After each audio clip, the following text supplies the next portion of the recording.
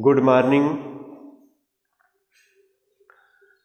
पुनः हम पॉलिटेक्निक प्रवेश परीक्षा 2020 के लिए एक नए लेसन के साथ, जिस लेसन का नाम है वृत्त यानी सर्किल, इस लेसन के साथ आप लोगों के सामने हम आ गए। इसके पहले वाले वीडियो में हमने आप लोगों को पॉलिटेक्निक परीक्षा में क्या क्या होता है, कैसे सावधानी करनी चाहिए, इसके बारे में आप लोगों को बता चुके हैं। और आज हमारा विचार है कि लेसन स्टार्ट कर दिया जाए, बिना देरी लेसन स्टार्ट कर दिया जाए। बीच बीच में हम मार्गदर्शन आप लोग करते रहेंगे और तैयारी अपनी आप लोग अच्छे तरह से करिए। हम जो भी वीडियो के द्वारा दे रहे हैं, जैसे लेसन अगर वृत्त स्टार्ट कर दिए तो आप लोग जो भी सहायक बुक पॉलिटेक्निक संबंधित लिए हैं या हाई स्कूल स्तर पर जो वृत्त का लेसन है बुकों में, उस लेसन को भी आप लोग तैयार, मतलब उसमें न्यूमेरिकल क्वेश्चन है या जो भी दिया गया है उसमें टॉपिक, उसको भी पढ़िएगा। इसके अलावा यह वीडियो भी देखिए, बहुत आप लोगों को हेल्प मिलेगा। हमने बताया समय कम है, उसके हिसाब से चलना है, तो हम सोचेंगे ज़्यादा से ज़्यादा आप लोगों को जो है वीडियो हम दे दें। तो देखिए, वृत्त लेसन है। पहले नंबर पर वृत्त क्या होता है, इसके बारे में आता है टॉपिक। तो बताते क्या है वृत्त। देखिए, सब लोग जानते हैं कि इस तरह बनेगा तो वह वृत्त रहेगा और इसका यह केंद्र बिंदु रहेगा। ओ, इसका केंद्र बिंदु हुआ और यह वृत्त हुआ। लेकिन जब परिभाषा पूछी जाती है वृत्त की तो नहीं बता पाते हैं आप लोग। ऐसी समस्या आती है सबके सामने कि पता चलता है अगर कोई वृत्त क्या है तो आप कहते हैं अरे गोला तो वृत्त है, इसी तरह समझाते हैं, जबकि यह परिभाषित नहीं है। किसी एग्जाम्पल को लेकर के आप जो है जब परिभाषित करेंगे तो परिभाषा सही नहीं मानी जाएगी। परिभाषा देने के बाद एग्जाम्पल दिया जाता है। तो देखिए, हम परिभाषा आप लोगों को बता रहे हैं। वृत्त ऐसे बिंदुओं का बिंदुपथ है जिसकी एक निश्चित बिंदु से दूरी बराबर होती है। देखिएगा, यह एक तरीके से बिंदु चलने का मार्ग है, रास्ता है। लेकिन इस बिंदु के चलने के में एक सावधानी बरती गई है। वह सावधानी क्या है कि जो निश्चित बिंदु यह है, एक आपने किया है, उससे इसकी दूरी, उससे इसकी दूरी और उससे इसकी दूरी, इसकी दूरी, जो भी वृत्त पर बिंदु लिए हैं आप, उसकी दूरी हर जगह समान होगी। यह दूरियां समान होंगी तो यह कहलाएगा वृत्त। तीसरी से परिभाषा दी जाती है, वृत्त ऐसे बिंदुओं का बिंदुपथ है जिसकी एक निश्चित बिंदु से दूरी क्या होती है, बराबर होती है। यह दूरियां सब बराबर है आपस में, यह वृत्त कहलाता है। तो पहले नंबर पर देखें टॉपिक, जब आप वृत्त डाले हैं तो यहां पर परिचय में इसका इंट्रोडक्शन में यह लिख लीजिएगा, वृत्त ऐसे बिंदुओं का बिंदुपथ है जिसकी एक निश्चित बिंदु से दूरी बराबर होती है। उस निश्चित बिंदु को वृत्त का केंद्र कहते हैं। उस निश्चित बिंदु को वृत्त का क्या कहते हैं, केंद्र कहते हैं। और इस तरह फिगर बना लीजिएगा। तो यह तो वृत्त की परिभाषा हो गई।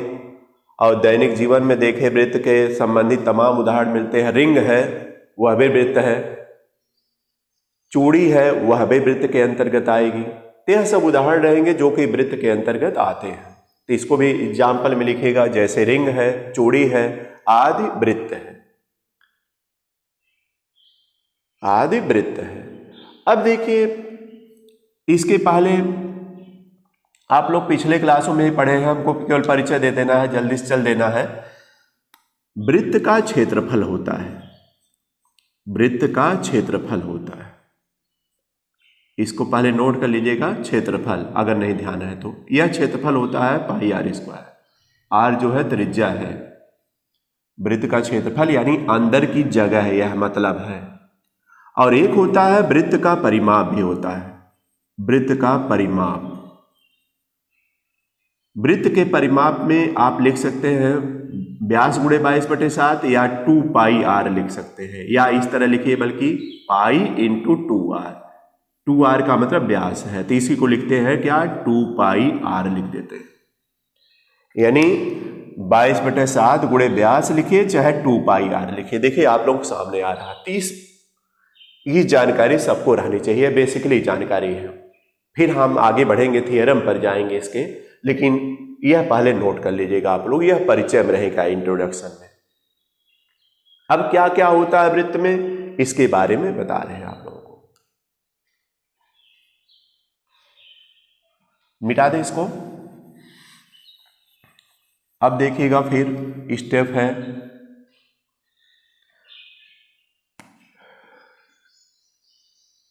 एक जीवा बोली जाती है। टॉपिक आता है जीवा। अगर वृत्त आपने बनाया और उसका केंद्र बिंदु O ले लीजिए, तो जीवा की परिभाषा है कि वृत्त के एक सिरे से दूसरे सिरे को मिलाने वाली रेखा जीवा कहलाती है। यह देखिए जीवा है।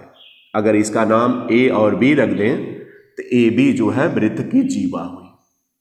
ध्यान दीजिएगा सब लोग, AB क्या हुई, वृत्त की जीवा हुई। अब ध्यान दीजिएगा, जीवा एक ही नहीं बन पाएगी, कई ठो बन सकती है। देखिए यह जीवा भी होगी, CD जिसको हम सिंबल नोट कर रहे हैं, यह भी जीवा होगी जिसको हम EF से नोट कर रहे हैं, डिनोट कर रहे हैं। इसके अलावा यह भी जीवा होगी जो कि केंद्र बिंदु से होकर जाएगी, यह भी जीवा होगी, इधर भी जीवा होगी। तमाम जीवाएं एक वृत्त में देखा जाए तो अनगिनत जीवाएं बनाई जा सकती है। एक दो जीवा नहीं बल्कि कई जीवाएं यानी अनगिनत जीवाएं बनाई जा सकती है। लेकिन इसमें विशेष एक सिरे से दूसरे सिरे को मिलानी चाहिए। देखिए यह आपकी वृत्त का व्यास है। क्या है, वृत्त का व्यास है, वृत्त का व्यास है। लेकिन यह भी एक तरीके से क्या है, जीवा है। वृत्त का व्यास भी जीवा है। व्यास का मतलब है कि वृत्त के एक सिरे से चलकर केंद्र से होता हुआ दूसरे सिरे को मिलाने वाली रेखा वृत्त का व्यास कहलाती है, यह परिभाषा। तो जीवा भी देखिए, जो जीवा यह है, यह भी देखिए वृत्त का व्यास बना रही है और यह स्वयं जीवा है। अब आप देख लीजिए इन सब में सबसे बड़ी जीवा कौन सी है। जितना हम बनाए हैं सबसे बड़ी जीवा अगर देखा जाए तो यह वृत्त की व्यास है, सबसे बड़ी जीवा। तो देखिए आता है सब वृत्त की सबसे बड़ी जीवा होती है तो वृत्त का व्यास लिखते हैं। तो एक टॉपिक नोट करिएगा, पहले जीवा की परिभाषा नोट करिएगा या फिगर बना लीजिएगा, जीवा की परिभाषा नोट करिए। लिखिए वृत्त के एक सिरे से दूसरे सिरे को मिलाने वाली रेखा जीवा कहलाती है। फिर स्टार लगाएगा नीचे। यह देखिए आता है क्वेश्चन, लिखिएगा वृत्त की सबसे बड़ी जीवा, सबसे बड़ी जीवा वृत्त का व्यास होता है, व्यास होता है। यह टॉपिक इंपॉर्टेंट रहेगा, इसलिए स्टार लगवाकर हम बता रहे हैं। कभी कभी थियरी से भी क्वेश्चन आता है पॉलिटेक्निक वगैरह में, तो थियरी को भी कंप्लीट रूप से तैयार रखिएगा। और इसके अलावा न्यूमेरिकल तो आएगा है।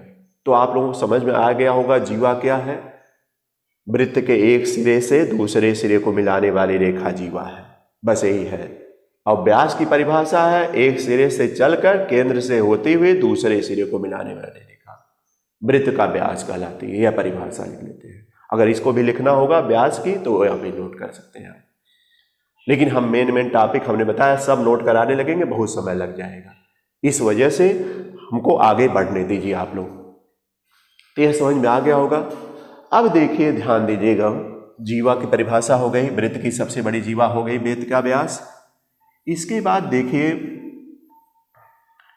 जब किसी वृत्त में जीवा आप खींचते हैं, यह वृत्त है और इसका यह केंद्र बिंदु हुआ, कोई जीवा आप खींच दिए भी, तो यह वृत्त को दो खंडों में डिवाइड करती है। कितने खंडों में? दो खंडों में डिवाइड करती है। एक खंड यह हुआ, यह वाला, और एक खंड नीचे वाला। जो बड़ा वाला खंड है उसको कहते हैं दीर्घ वृत्त खंड, दीर्घ वृत्तखंड बोलते हैं, वृत्तखंड। और जो छोटा वाला होता है उसको लघु वृत्तखंड बोलते हैं, लघु वृत्तखंड।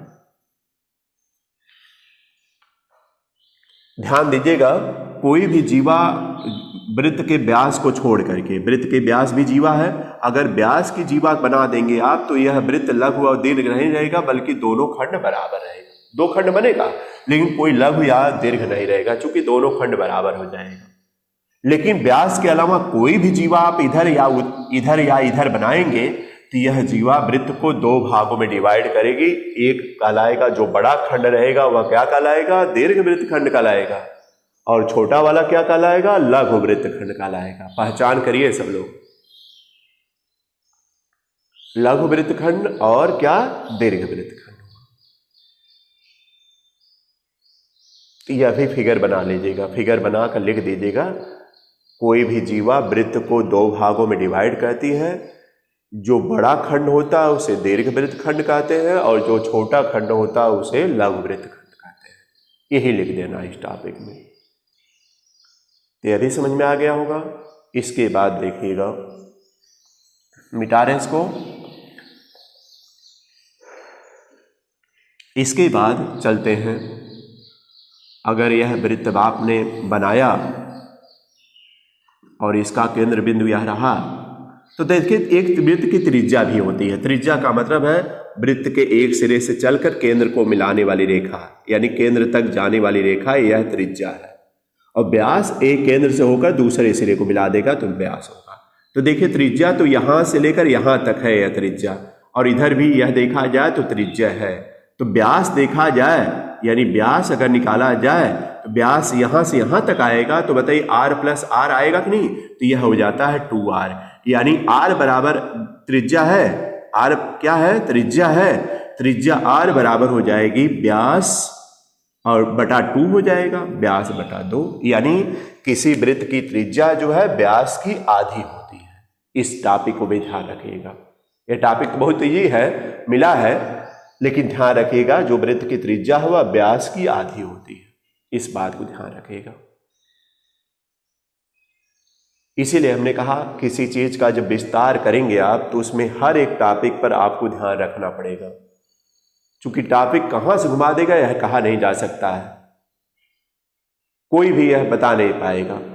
लेकिन ऐसी जानकारी आपको दे दी जाती है कि आप उस टॉपिक को स्वयं निकाल सकते हैं। क्योंकि जो 100 का 100 क्वेश्चन आएगा या कोई भी कंपटीशन रहेगा, उसमें जो भी क्वेश्चन आएगा सब आपकी कोचिंग या कोई स्कूल नहीं बता पाएगा, लेकिन आपको इतनी जानकारी दे देगा कि अगर आपको कोई अदर क्वेश्चन भी आ गया तो आप उस ज्ञान के आधार पर उसका भी निर्णय, यानी कौन ऑप्शन सही है उसका निर्णय सही ले सकते हैं। लेकिन यह है कि अपने ज्ञान को बढ़ाना पड़ेगा आपको। अगर हम 100 क्वेश्चन जानते तो आपको पहले में बता देते हैं कि भाई 100 क्वेश्चन यही आना है, इसको तैयार कर लीजिए सब लोग, और आप लोगों को आ जाता बड़े आसानी से। लेकिन ऐसा हो नहीं पाता है कंपटीशन में।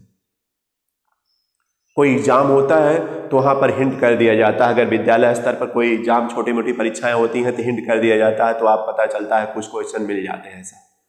लेकिन बोर्ड हुआ या कंपटीशन हुआ तो इसमें कुछ ऐसा नहीं हो पाता है। आपको सेल्फ तैयारी करनी पड़ेगी अच्छी तरह से, और इस जानकारी के बेस पर तैयारी करनी पड़ेगी, तो इसलिए इसको ध्यान रखिएगा सब लोग। तो देखिए हमने बता दिया कि यह त्रिज्या क्या है, व्यास क्या है। इसके बाद देखिएगा वृत्त यह बनाते हैं और यह केंद्र बिंदु होता है। आप लोग प्रकार का प्रयोग करते हैं, इसको केंद्र मानकर पेंसिल की नोक इस तरह घुमा करके वृत्त बना देते हैं। सबको बनाने का तरीका मालूम है। इसमें देखिएगा यह अगर यहां से यहां तक एक वृत्त का खंड काट लिया जाए तो यह कहलाएगा आर्क, चाप कहलाता है।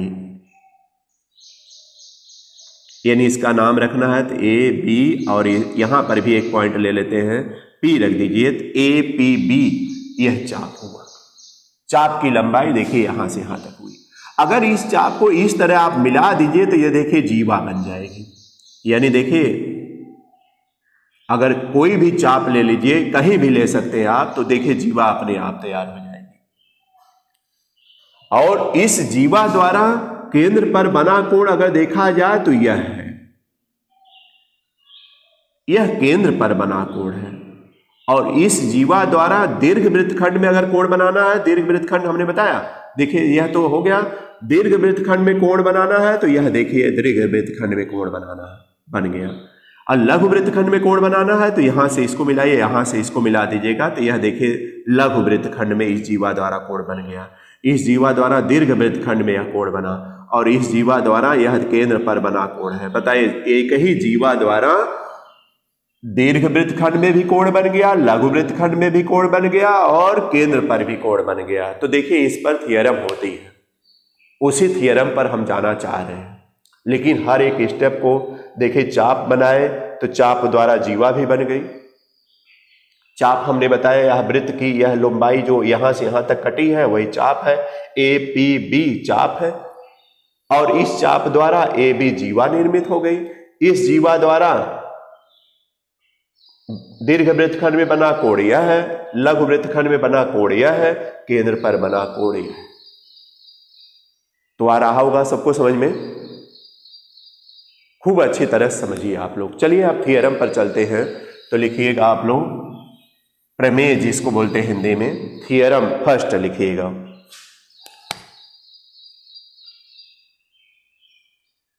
थियरम फर्स्ट यहां लिखिएगा।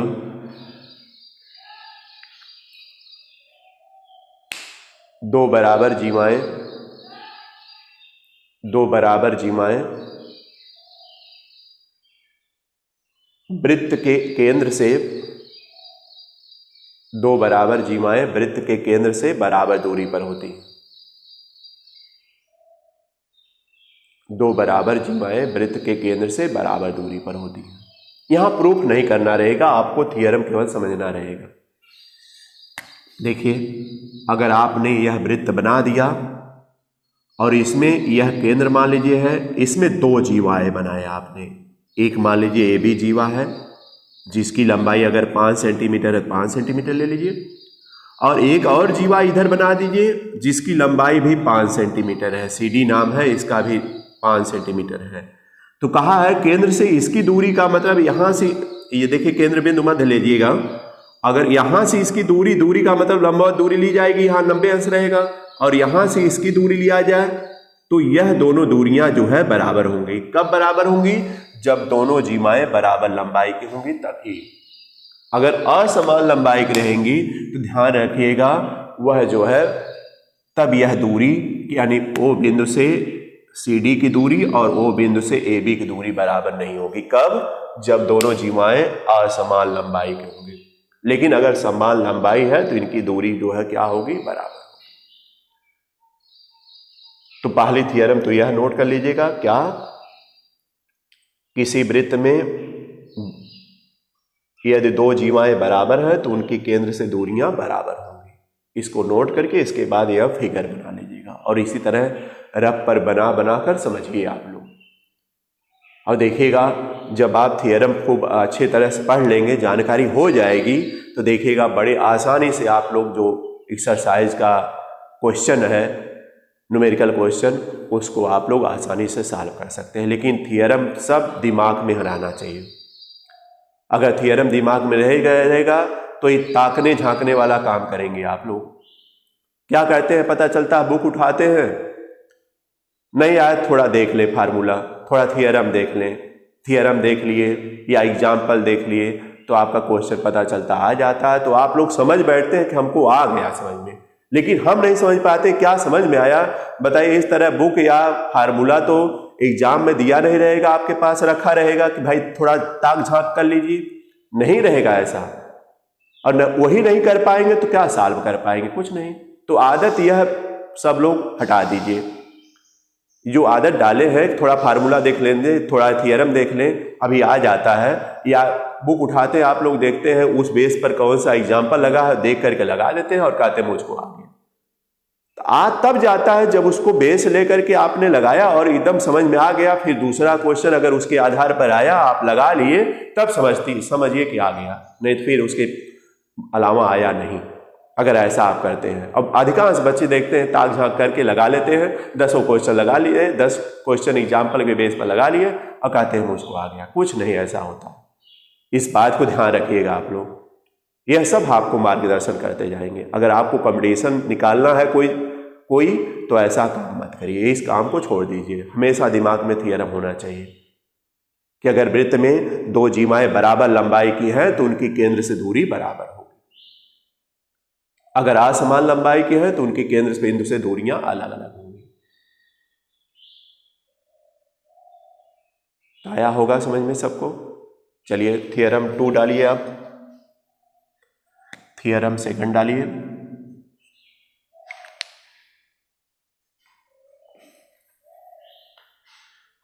थियरम सेकंड में है, अगर हम कोई वृत्त बना दें इस तरह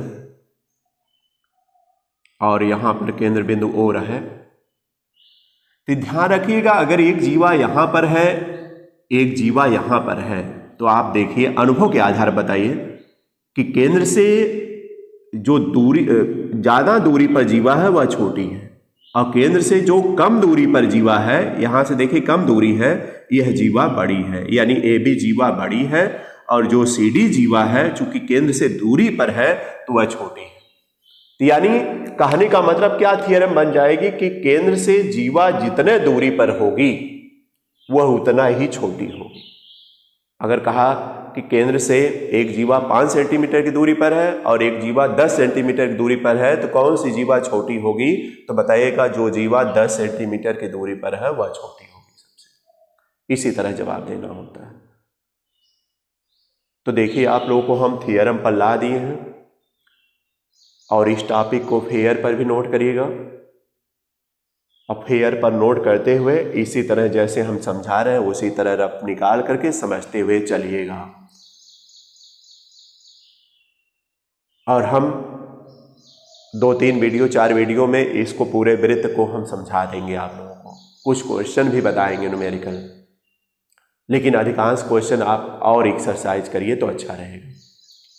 और देखिएगा जब आएगा, अब एक बात और समझिएगा, वृत्त जो लेसन हमने स्टार्ट किया है यह हर एक सालों में कहीं पर 2-3 क्वेश्चन पूछा है, कहीं पर 4 क्वेश्चन पूछ दिया है। एक ही चैप्टर यानी वृत्त से 3-4 क्वेश्चन तक आने की उम्मीद पॉलिटेक्निक में रहती है, इसीलिए हमने इस लेसन को स्टार्ट किया। 3-4 क्वेश्चन का मतलब हुआ एक क्वेश्चन 4 नंबर का होता है तो 4×3 12 नंबर आपको मिल जाएगा अगर 3 क्वेश्चन आएगा। अगर 4 क्वेश्चन आ गया तो 16 नंबर मिल जाएगा। इसीलिए हमने इस लेसन को स्टार्ट किया और हमने कहा कि ऐसे ही लेसनों को हम बताएंगे आप लोगों को। चूँकि समय कम है तो समय कम देखते हुए हम यही प्रयास करेंगे कि इतना आपको बता दें कि आपका कंपटीशन निकल जाए। अगर हमारी थियरम हमारे हिसाब से चलते हैं या हमारे वीडियो को देखते हैं तो हम इतना समझा दे रहे हैं कि आपको जितना क्वेश्चन आएगा सब तो नहीं हो पाएगा, लेकिन अधिकांश क्वेश्चन 50-60 क्वेश्चन तक आप सॉल्व कर ले जाएंगे अगर इस वीडियो को आप देखेंगे और इसके अनुसार चलेंगे तब, और नहीं तो नहीं हो पाएगा। सेल्फ तैयारी भी रखें अपनी। तो देखिएगा हमने आज स्टार्ट किया, फिर अगले वीडियो में आपको थियरम और भी हम बताएंगे। जो थियरम रहेगी सब अगली वीडियो में चली जाएगी और समझा दे देंगे। फिर अगली वीडियो से आप लोग न्यूमेरिकल देना स्टार्ट करेंगे। फिर जो बची रहेगी थियरम बीच बीच में देते जाएंगे अगर कोई छूटी है तो थियरम। तो इसको ध्यान रखिएगा सब लोग। इसके अलावा हमने पॉलिटेक्निक का चैप्टर स्टार्ट कर दिया है, तो ज़्यादा से ज़्यादा जो बच्चे फार्म भरे हैं उसको आप लोग शेयर कर लीजिए और शेयर करके सब्सक्राइब लाइक यह सब काम करते जाइए आप लोग, ताकि ज़्यादा से ज़्यादा बच्चे इसका लाभ उठा सकें। तो आज इतना ही रहने देते हैं। धन्यवाद।